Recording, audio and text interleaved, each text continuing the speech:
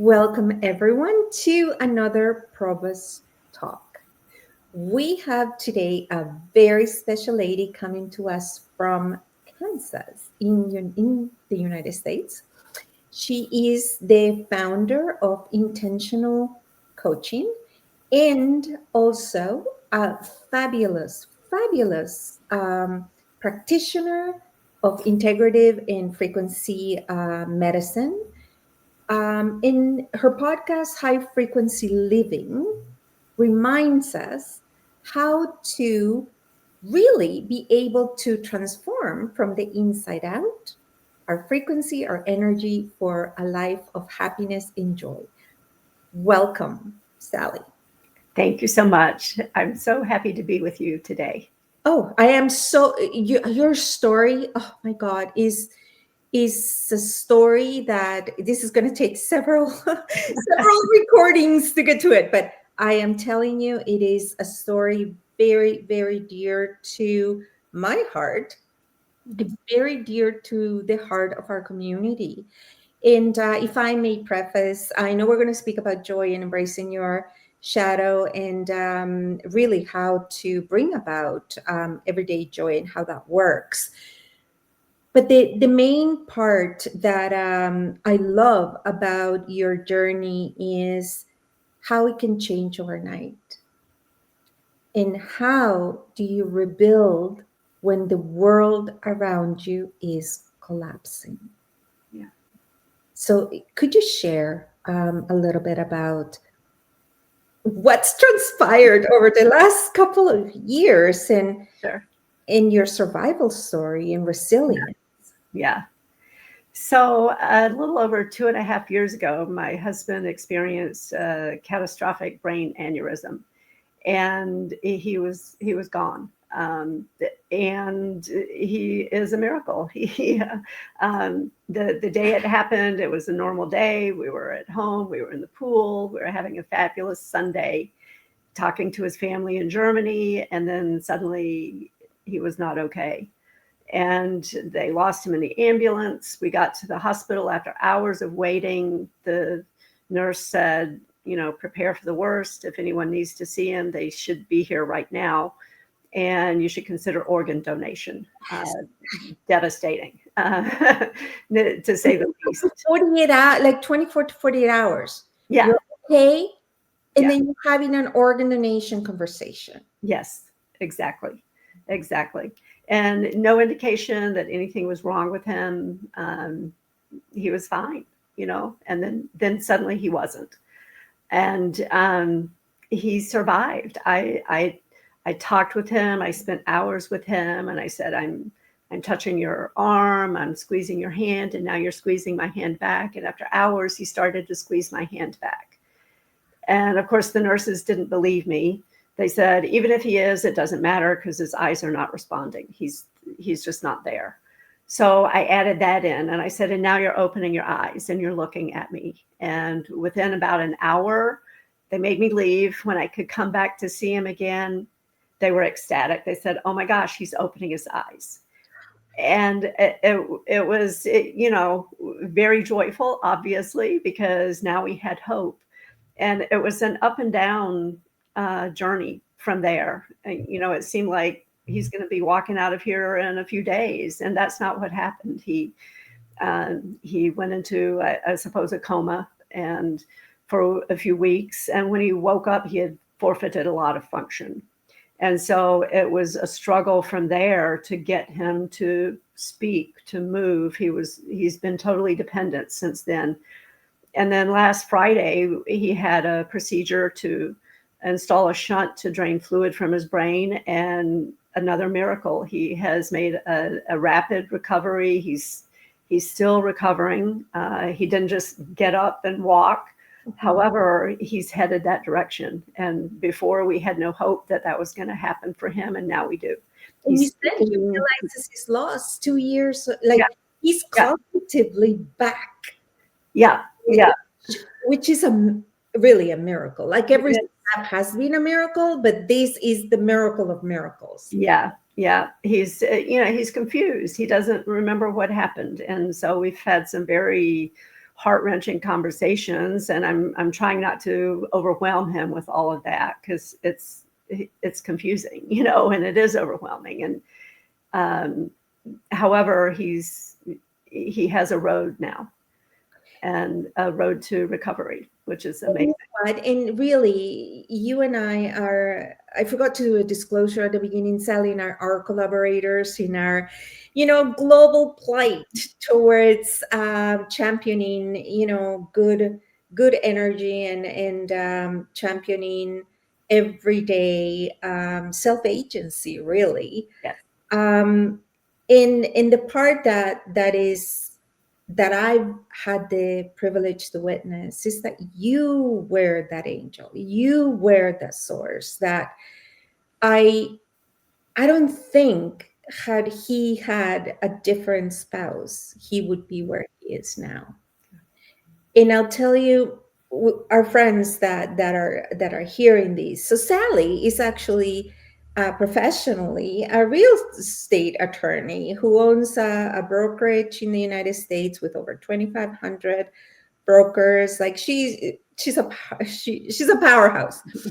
In the process of meeting people through your real estate business, you became aware of just doing healing, right? There's just so much hurt, and you began to explore the intentionality of healing through natural energy, right, from the inside out, mind over matter. Yeah. And it is that work that, in working with your shadow and integration and all of that kind of prepared you for being able to say to your husband, it's like, no, you have the power to come back, you have the power to heal. And you kind of walked him through that. Yes. Yeah, and I have told him that throughout this. I tell him, you chose to stay here. Yeah. You chose to stay for a reason. You have more to do in life, and I told him that again yesterday. He's here for a purpose. When he was a young man, he's from Germany. He was in a horrible accident. He had a near-death experience. And so he was spared then, and now he's been spared again. Wow. So he's got a lot left to do.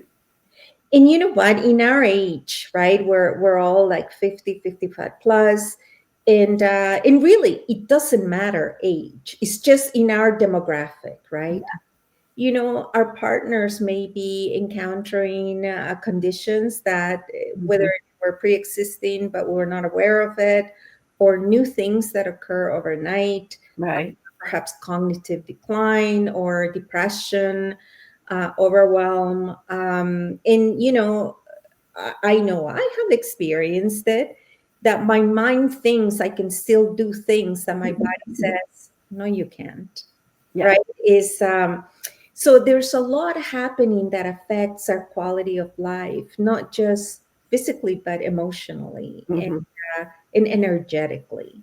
Yes. And that's the work you do. Exactly. Yeah. And, we need to think about our bodies are our brains. It's not body and brain. It's just, this is it, right? We are a unit. We're fully integrated. And to keep our bodies functioning, to keep our minds functioning, it's all the same.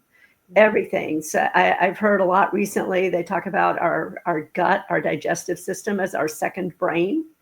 And that's true. So much depends on nutrition, so much depends on activity, so much depends on keeping our minds sharp and functioning and learning new things. That learning something new is one of the fabulous ways to maintain and build resilience.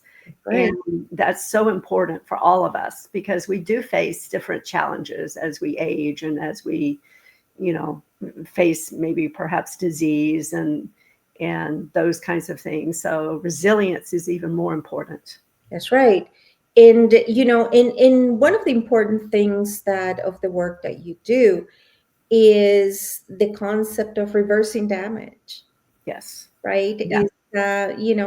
We may have it, which is one of the reasons I am so committed to our Probus talks. It is, it's a worldwide movement, and we don't always have access to all these beautiful global voices and pioneers, and and really innovators, right? Changing our thinking. Yes. And for our generation, 50, 60, 70, 80, it is so important that we access this information, and doing it online, just like we are now, is super important because you work with clients all over the world. Absolutely. Yeah.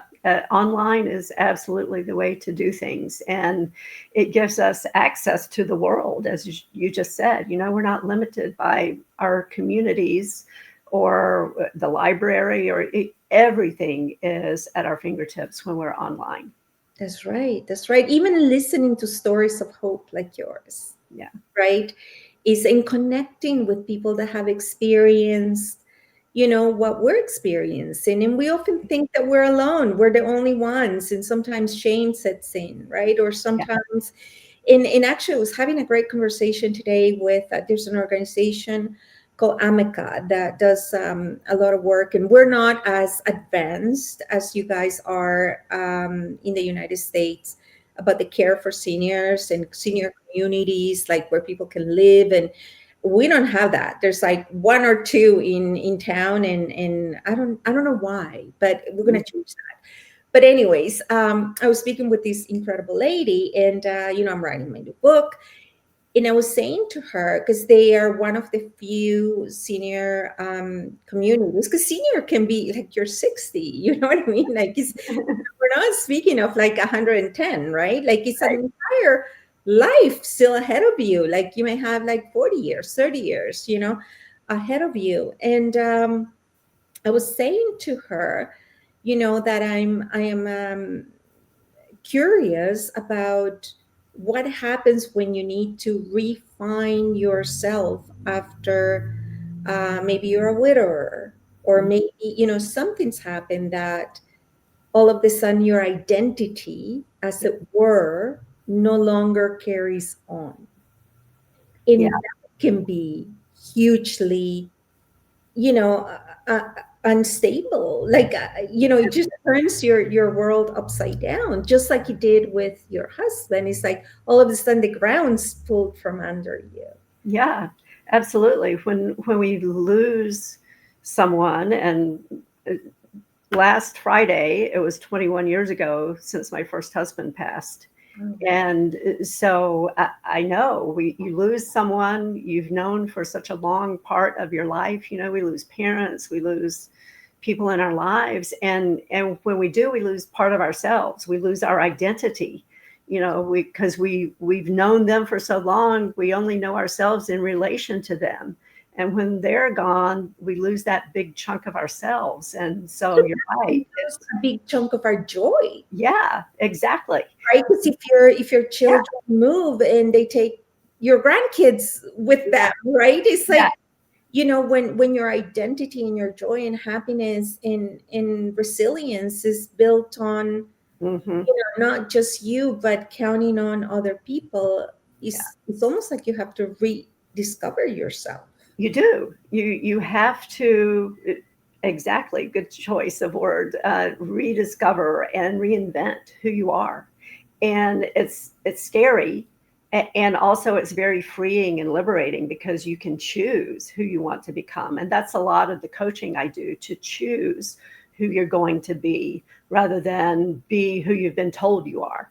Sure. Because we have all these people in our lives, our parents, our schools, our church community, wherever you are, and they tell us who we should be, and we believe them.